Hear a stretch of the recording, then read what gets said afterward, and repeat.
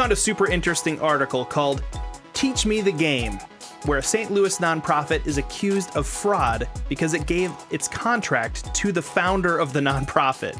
Let's talk about it.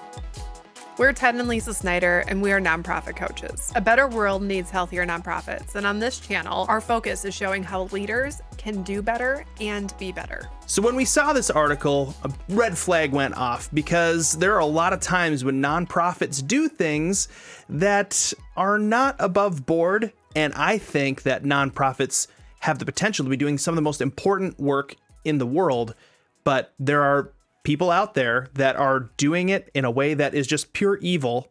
And I think it's important that we understand that as we move forward as nonprofit leaders. There are so many moving parts when it comes to nonprofits that someone who wants to get into it for reasons other than helping the community or helping the people that the nonprofit says that it's trying to help, there are ways that it can be moved around. And it's part of the reason that nonprofits have things in position like boards and bylaws and different things like that. But this is a nonprofit who saw what was available and decided, I think I could use the structure to my benefit.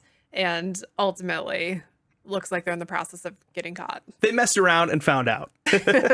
So let's give a little bit of backstory. The USDA has a program in which it actually funds nonprofits who then help make sure that kids and people in need are able to get the food that they require. It's a program that basically allows nonprofits to receive grants from the government in order to make sure that these meals are going out and getting into the right hands. Sounds like a great program. And a nonprofit leader, a leader who decided to use the nonprofit, looked at that program and said, there's a lot of money available. I wonder how I could use this to my advantage versus how could we use this in order to most effectively help a community. And that right there gets us to one of the key issues when it comes to nonprofits. We have seen throughout time leaders who have considered starting nonprofits go into it with either I care so much about the cause, and I think that this is the best way to be able to move forward helping the cause mindset, or leaders who say, I really want good optics, or I'd really like to be able to gain influence in this area or increase money in a certain area. And a lot of what we see in terms of if there's issues behind the scenes have to do with if the focus of the nonprofit getting started or as it's going is really the cause or if there's an ulterior motive.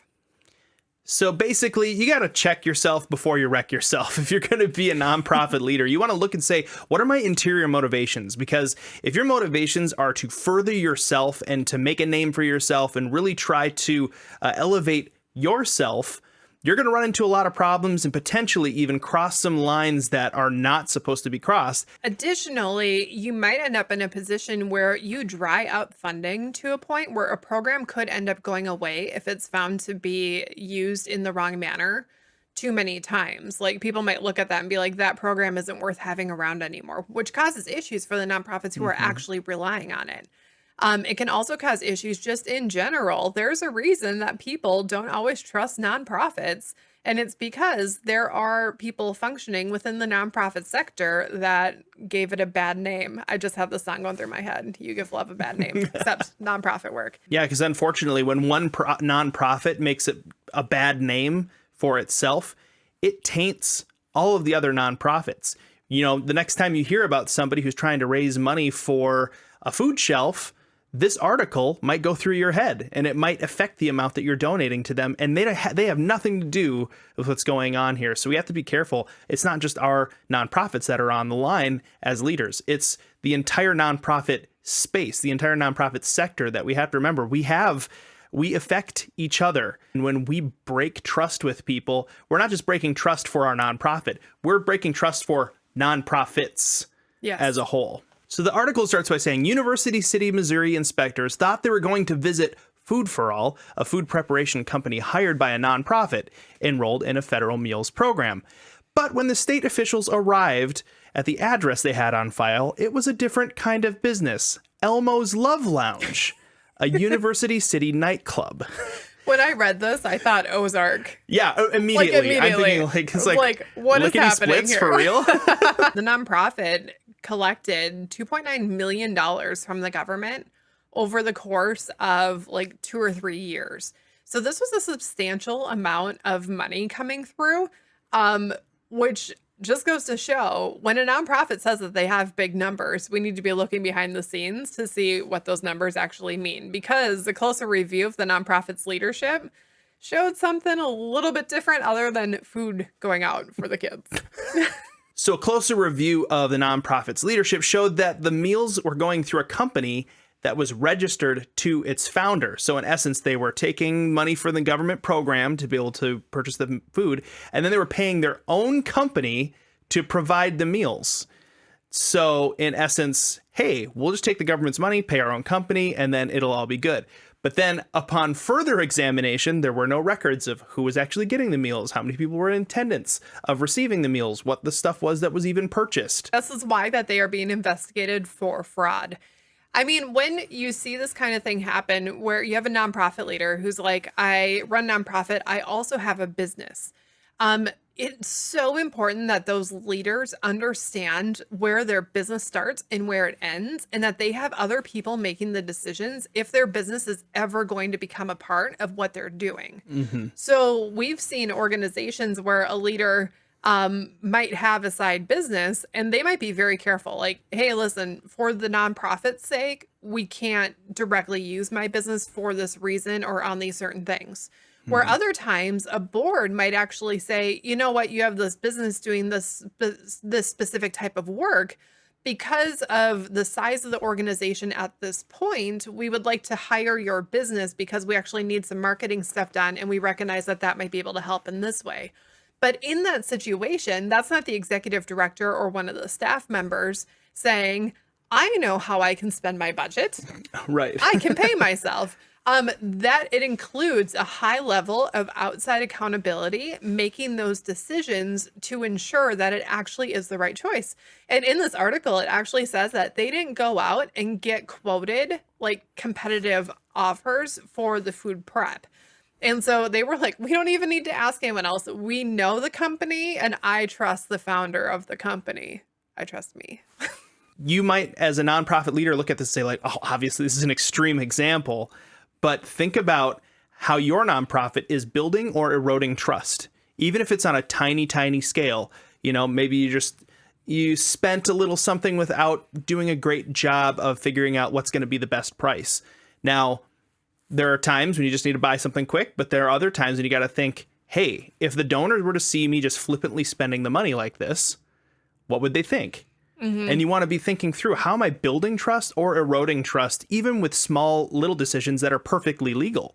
Yep.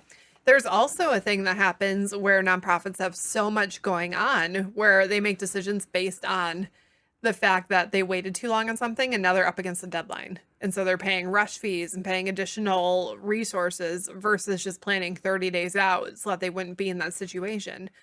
Everything that we do in nonprofit work comes down to whether or not people are going to look at that and say, we trust you more, we trust you less. And when we just think about it from our own organization, that is some pressure. But when we think about it from, this is going to affect how people look at nonprofits, period, that adds a whole extra layer upon layer upon layer of the weight that we carry on our shoulders to make sure that we are actually being so far above and beyond what people would say is even reasonable. We want to be so far in the, look, here's what we're doing. Here's how we're spending the money. Here's where it's going. Here's who's making the decisions. The transparency. Here's all that transparency for building trust is absolutely huge. Mm-hmm. And we understand. You might be like, well, there are boundaries. Like, we can't just share everything. Like, we get that there are things that you can't always go into every single detail with every single person. But the vast majority of the time, if our gut reaction is to say, well, we can't be too transparent, that's usually an indicator that we have something that we'd be afraid of it becoming transparent. And so we need to look at that and ask, is it because I just like having stuff that's private and I know that there's like other confidentiality stuff going on? Or is it that I don't feel right about a decision I made and maybe I need to change my decision-making process going forward? Article goes on to say paperwork wasn't available on site at the nonprofit's listed address and no employees were there either. After reaching them by phone, the nutrition specialist agreed to meet with them. They explained that Elmo's Love Lounge rented its kitchen to Food for All for meal prep during the day, but no meal counts, menus, production records, or attendance records were provided. This is a really, really big deal. If you're going to be doing anything, especially when you're taking in funds from donors, from the government, from people who are supplying what you're going to be doing, the transparency is extremely important, and that comes down to record keeping. Now, again, this is allegations. This is accused of fraud. They haven't necessarily been proved of fraud yet. It's possible they did a terrible job with all of their record keeping, and did a really, really bad job of making sure they were insulated from, decisions that looked bad on paper, like hiring the business that is owned by the founder for the meal prep. Yeah. It's possible that they did everything okay, but they kept terrible records and they did a really, really bad job of making sure that they were thorough with them. And now it's blowing back big time. This is why systems are so increasingly important with nonprofit work, because you have to make sure that all of the T's are crossed and the I's are dotted, because it's not your money. If you make mistakes with somebody else's money, there are problems. If you make mistakes with your own money, yes, you have to reap the consequences of that. But when you make mistakes with government money or somebody else's money, there are going to be consequences, and there could potentially be hell to pay.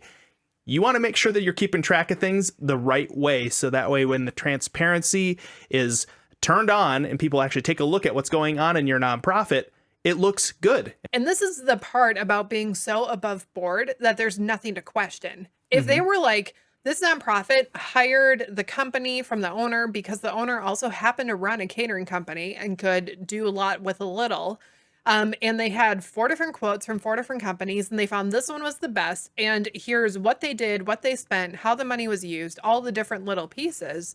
People wouldn't be upset about that, even if the owner ended up making some money on it, simply because that's part of running a business.